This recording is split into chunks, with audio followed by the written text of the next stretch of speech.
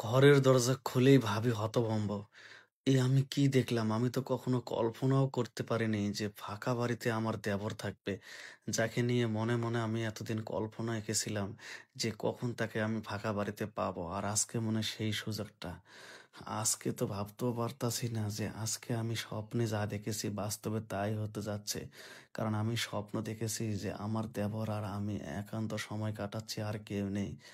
আজকে মনে হয় সেই স্বপ্নটা আমার বাস্তবায়ন হচ্ছে। এই কথা বলে সে দেবরের দিকে যাবে। ভাবতেছে না, এখন দেবরের খাটে যাওয়া ঠিক হবে না। আগে গিয়ে দেখি যে বাড়িতে কেউ আছে কিনা। যেই বলা সেই কাজে সে আস্তে, আস্তে করে এখন দেবরের রুম থেকে বের হয়ে ১ম হল রুমের দিকে গেল। তারপর তার মনে হচ্ছে যে পাকঘরের মধ্যে যে কাজের মহিলা পাক করে সে আছে কিনা। সে দেখতেছে নাই। সে অনেক খুশি। যাক, কাজের মহিলাও নেই। তার মানে বাড়ি হলো ফাঁকা। আমি আর দেবর ছাড়া আর কেউ নেই। যাক, আজকে ফাঁকা মাঠে আমি গোল দেব। দেবর, তুমি কি মনে করছো? এতদিন আমি যখন গোসলখানায় যেতাম তুমি লুকিয়ে, লুকিয়ে দেখতা।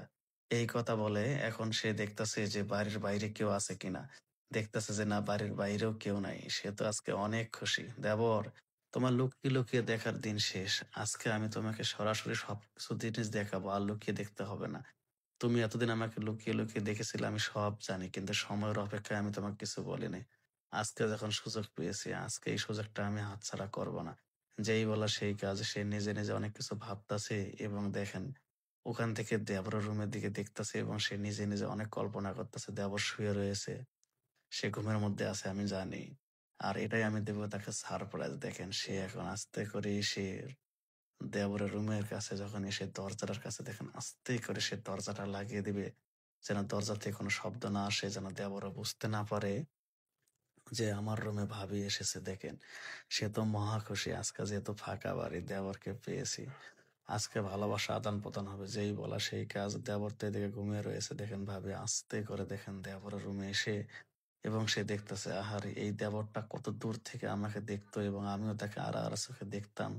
কিন্তু কখনো ধরতেও পারতাম না, ছুঁইতেও পারতাম না। কিন্তু আজকে যখন পেয়েছি এই সুযোগ আর হাতছাড়া করব না। দেখেন দেবরকে সে আর দেরি করবে না। এখন দেবরকে ধরবে।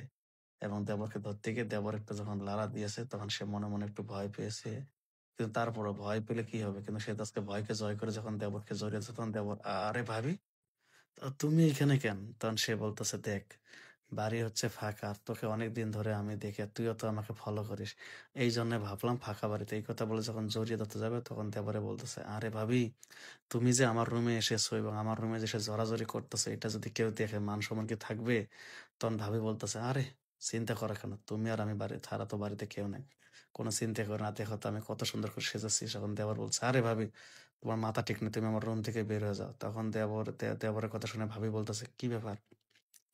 তুমি না আমাকে এতদিন আমি যখন ওয়াশরুমে যেতাম তুমি আড়ে চোখে তাকাইতা?" তখন দেবর বলছে, "তোমার মাথা ঠিক আছে। আমি কখনো তাকাই নাই। একটা কথা মনে রেখো, আমি যখন কাজে বা এদিকে ওদিকে যাবো ওই সময় তুমি ওয়াশরুমে গেলে আমি তাড়াতাড়ি ভাবতাম যে তুমি কখন ওয়াশরুম থেকে বের হবা। কারণ আমাদের বাড়িতে একটাই ওয়াশরুম। এইজন্য। আর তুমি ভেবেছো যে আমি তোমার জন্য মনে হয় আড়ি-সাড়ি আড়ি চোখে তাকাই এবং তোমাকে দেখি, এটা তোমার সম্পূর্ণ ভুল ধারণা। একটা কথা মনে রাখো, তুমি আমার ভাবি। কথা বুঝছো? তোমার স্থান এমন সম্মানীয় জায়গায়। এই সম্মানটাকে ক্ষুণ্ণ করো না।" এই কথা বলে দেবর দেখেন এখন ভাবিকে রুম থেকে বের। সে এখন আবার এসে তার খাটে বসলো এবং সে চিন্তা করতেছে কি করা যায়। এখন বালিশটা ঠিক করে সে এখন শুয়ে পড়লো আর সে নিজে নিজে ভাবতেছে বাড়ির মধ্যে একটা মাত্র বাথরুম।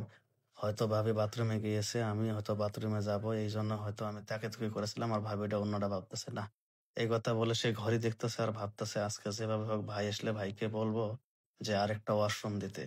নইলে ভাবে আবার এই ভুল ধারণা থেকে অনেক কিছু একটা ঘটনা ঘটাতে পারে। আর এইদিকে এসে তার ভাবি সোফার মধ্যে বসে সে ভাবতেছে আমি কত বড় একটা ভুল করতে গেছিলাম। আসলে আমার দেবর আমাকে নিয়ে কোনো খারাপ চিন্তা করে না আর আমি কি নাতে কিভাবে কি করছি না।